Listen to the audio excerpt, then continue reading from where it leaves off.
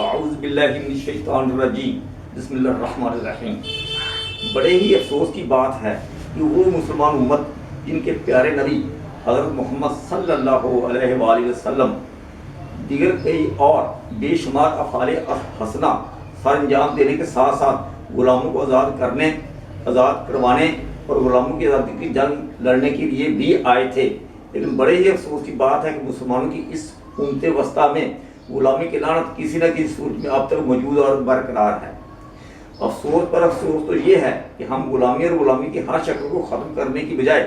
قرآن الحکیم جیسی فقید المثال اور عظیم المرتبت کتاب سے غلامی کے جائز اور مستحق ہونے کے دلائل ڈھونڈتے رہتے ہیں، اور پھر ہم کہتے ہیں کہ مسلمان امت کے پڑھے لکھے لوگ اسلام کو چھوڑ کر انسانوں کو پیش کردہ جدید فلاحی ریاض کے نظریات کو کیوں قبول کر رہے ہیں؟ فاتعبروا یا اولي الابصار۔